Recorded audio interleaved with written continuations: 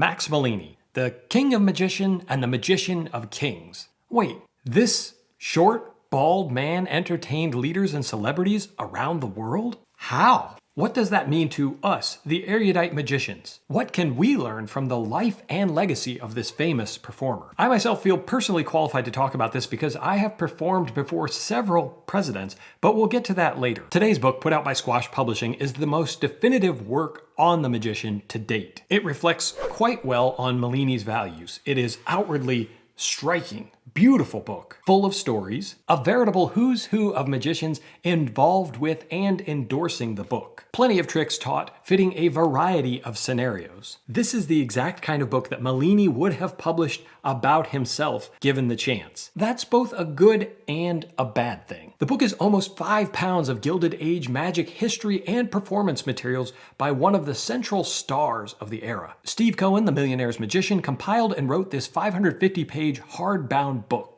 Malini is clearly one of Mr. Cohen's heroes based on his approach to the subject. And he has modeled his career after Malini in many ways. I mentioned a second ago that this is one of the most definitive works on Malini out there. The only other notable book that comes to mind is L&L Publishing's Malini and His Magic, put out by Di Vernon with Louis Ganson. There is some overlap in terms of the stories, the tricks taught, and some of the correspondence recorded. But the L&L book is much smaller, far less detailed, and is out of print. So what is this new book? It is the life and tricks of Max Malini, with plenty of press clippings, photos, etc. strewn throughout the text. The author's premise is that Malini was ahead of his time and that we can learn from him today. I got the impression reading through the book that the author considers himself to be Elisha to Malini's Elijah, although they never actually met in person to hand off the mantle. Steve Cohen has certainly drawn many parallels between himself and Malini in the text,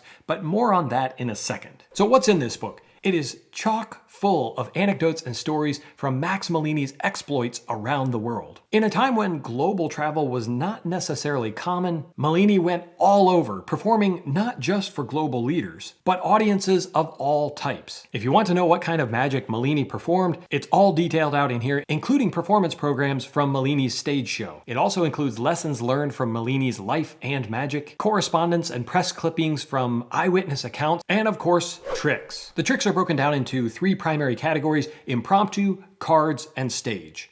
I'm not going to go through in detail the types of material Malini performed, but I will tell you that it was surprising to see how simple most of the magic he did was. There were very few frills to the magic. It was pretty straightforward, and the main item was Malini's personality and stories from his travels that he interjected into the performances. Reading through the press releases and eyewitness reports, most of the material was performed fairly quickly. There were, of course, jokes and stories that he told, but a lot of that is not actually detailed out because it wasn't transcribed for the newspaper article. Based on the material I saw that Malini performed, there's a real lesson for us as magicians today. Malini performed tricks for kings, queens, dignitaries, business tycoons, and others, but all of it was really simple, and most of it can be found in basic paperback magic books today, like the Dover books we've talked about before. For example, some of the tricks taught in this book are the glass through the table, the cups and balls, coin in bread roll, torn and restored cards or straw wrappers or what have you, a coin fold vanish, sleights like color changes, etc. These tricks are great tricks, but generally basic. Malini kept presenting the same things over and over, decade after decade, honing his craft. He never really professed to be great at sleight of hand, and most of the magicians who saw him never really credited him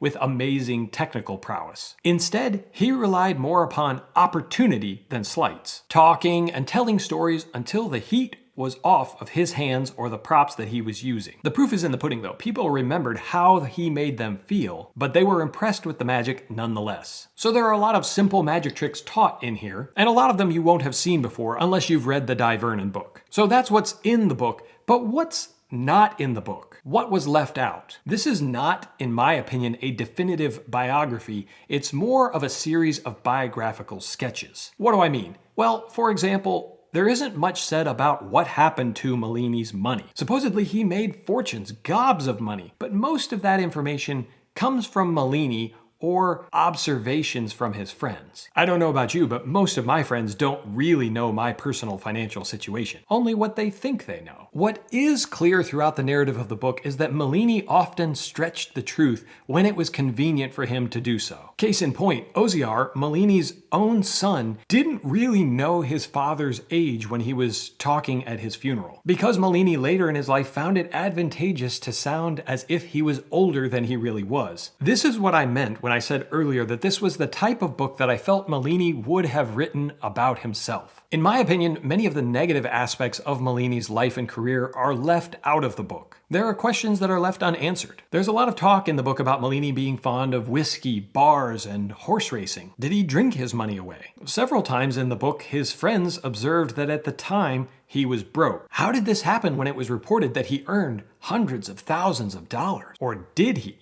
Malini may or may not have been good at making money, but it's pretty obvious to me that he wasn't very good at keeping it. Even though he loved to be involved with the socially and economically elite, he never actually joined their ranks. He was always hired entertainment, hustling the press, friends, hotel managers, and other dignitaries to make a buck. I would have loved to have read more about the humanizing aspects of his career, his shortcomings and potential exaggerations. But most of the text buys into the press about Malini just as it seems Malini himself did. There are a few minor distractions in the book. The author inserts himself into the narrative throughout the text, and that jarred me away from the real story, Malini. I also couldn't tell if Steve considered it to be part of the narrative of being ahead of his time, but he referenced several times more contemporary magicians performing tricks that Malini did. It felt out of place, and the only connection I could see is that seeing this contemporary magician perform that piece of magic was like watching Malini come to life. Don't get me wrong, these are minor gripes, and in spite of the small shortcomings, all of the material is well done. The tricks are taught in good detail, and many of them could be easily updated and translated for today's audiences. Malini lived in a completely different world than us today,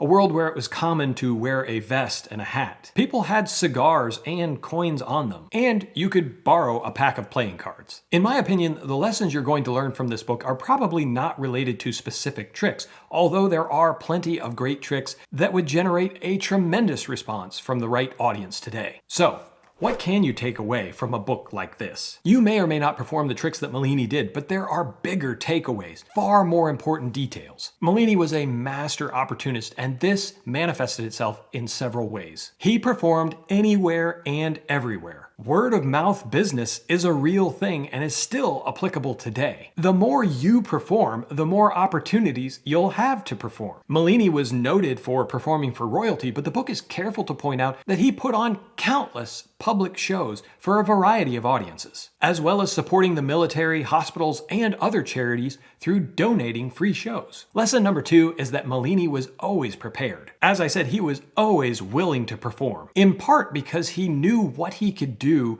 with the objects that were around him. The book even points out that he set things up in advance. He would go to a bar or a store or a hotel, and he would set things up so that he was prepared for an impromptu moment of magic that would defy any explanation possible. The lesson for us today is that there is nothing less magical when someone says, "Oh, I heard you're a magician. Can you do something for me?" And we say, "I'm sorry, I don't have anything on me." So take a lesson from the master, Malini, and always have something prepared to show people. Lesson number 3 is that Malini was bold. And for us, I believe that lesson is that as a magician, you can do something that very few other people in the world can do. And it's highly unlikely that your audiences have seen live magic inches from their nose. They've certainly never seen you do magic, so go out and be the best possible magical version of yourself that you can be. Another lesson is that Malini was consistent. He performed the same tricks decade after decade. So for us, I would say the lesson is don't keep learning new tricks. Work on improving the ones you know and like. Pick things that are practical for your environments. Malini did a lot with cigars, canes, napkins, drinks, because that was his environment. What's your environment? Pick things that work for those situations. Everything Malini did was a basic trick that you can learn in basic magic books, so it doesn't have to be sleight heavy, but learn to do something amazing, something that will take people out of their own little world for a second and be transported to yours. It was Malini's personality that sold the magic and allowed him the life of traveling the world, presenting to heads of state. So be you, even if that means doing basic magic. Let's talk for a moment about the value proposition of the book. It is absolutely exquisite. I don't think I've seen a more beautiful magic book. Steve Cohen had photographs taken of himself performing the tricks that are taught in the book, so you'll have no problem learning from the text. It is a beautiful book, but that beauty does come at a price.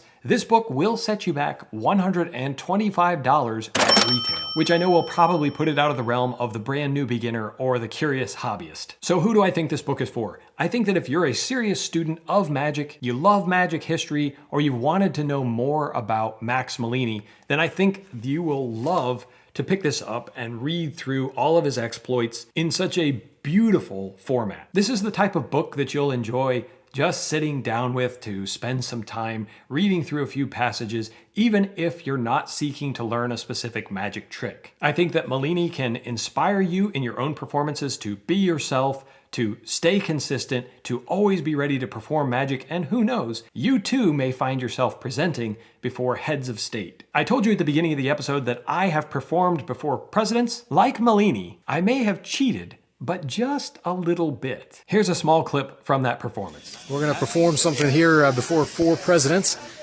Vicky, are you thinking about the 7 of Hearts? No way. Thank you, Vicky. How the heck? It's what I do, thank you. As always, my friends, I appreciate you watching, and until next time, keep reading.